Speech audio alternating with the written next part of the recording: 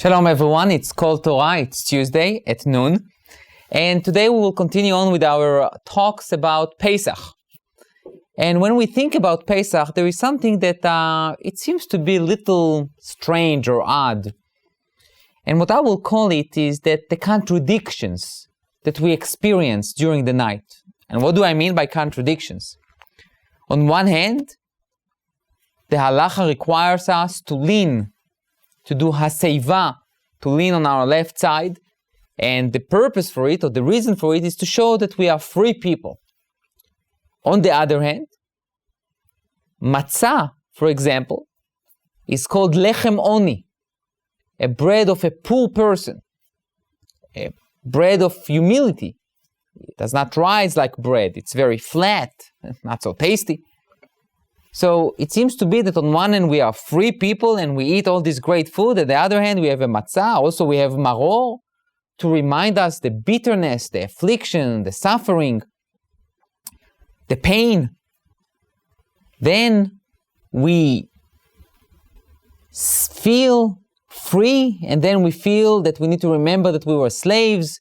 So you go here and you go there, and it should be Leila Seder, meaning the night of organizations, that everything is organized, everything is in place. But at the same time, you have just going back and forth from being free, now I'm slave, now I'm free, now I'm slave. What exactly is the message?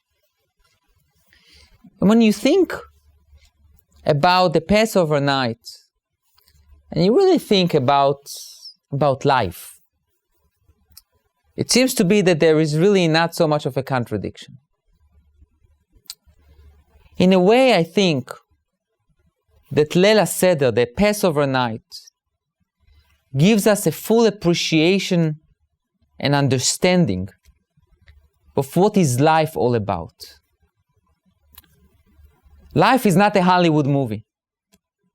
It's not all good. It's not all great. It's not all bad and awful. Most of our lives are gray. Little bit of good, little bit of bad. Sometimes more good, sometimes less. But it's always a mixture, really a mixture of different experiences that we feel. But what happens is that I think one of the most difficult things for us as human beings is to be able to take everything that we experience and to put it together in an organized manner. Leila Seder, the Passover night, has a purpose, has a meaning. Sit around the table, sit with your family, sit with your children, and talk to them about life, but in a very structured way and manner. Yes, there is going to be what I will call it a grief session. We're going to remember how we were enslaved and how awfully the Egyptians treated us and how terrible it was to be a slave in Egypt. Not to be able to control my own time, my own beliefs, my own mind, my own needs, not to have a land, not to have a Torah, not to have people. Yes, we need to remember it because it's important for our future to remember our past and to remember where we came from, to remember what we had to go through in order to achieve what we achieved, and also to have a full appreciation to what God gave us. At the same time, we need to celebrate our successes. Sometimes we have a notion, people like sometimes to be negative and to look only on the bad things that happen to them. Very depressing.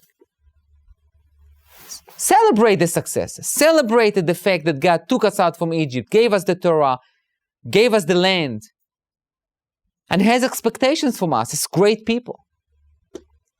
But life, and we need to say to the children, especially the children of the 21st century, it's not all going to be so great always. it is not going to be so awful always. There is always going to be ups and downs.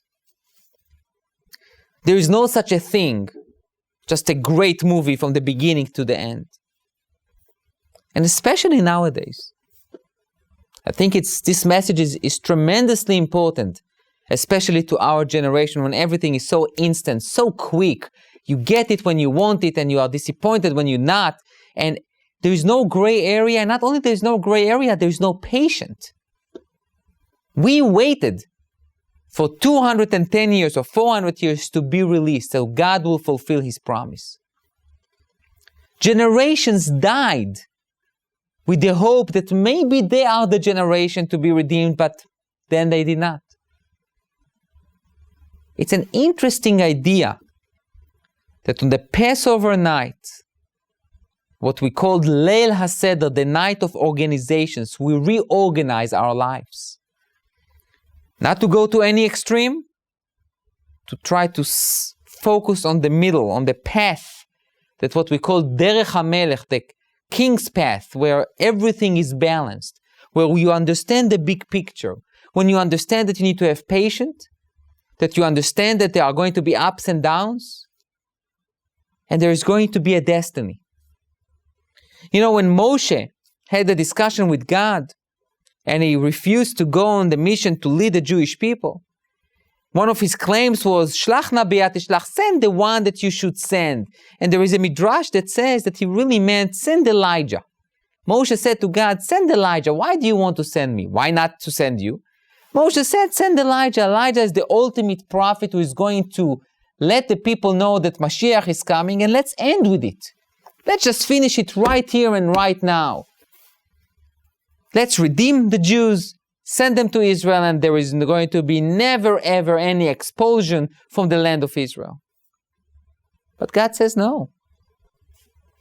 It's not working like that. There is no what I call a microwave solution, that you put it in and it's come warm 2 minutes later. It's not going to last. There is a process. It's long. It's difficult. Sometimes it's even disappointing. But if you believe that we have destiny, if we are convinced that there is a master plan, there's a divine plan, if we believe that we are part of a long, long chain of generations, that each one of us contributes something, so we'll be okay. We'll be structured. We will know what to follow and how to lead. So this Pesach, let's talk about all our ups and downs. Let's talk about the long journey that we are walking and the promising destiny that we are yet to see. Thank you.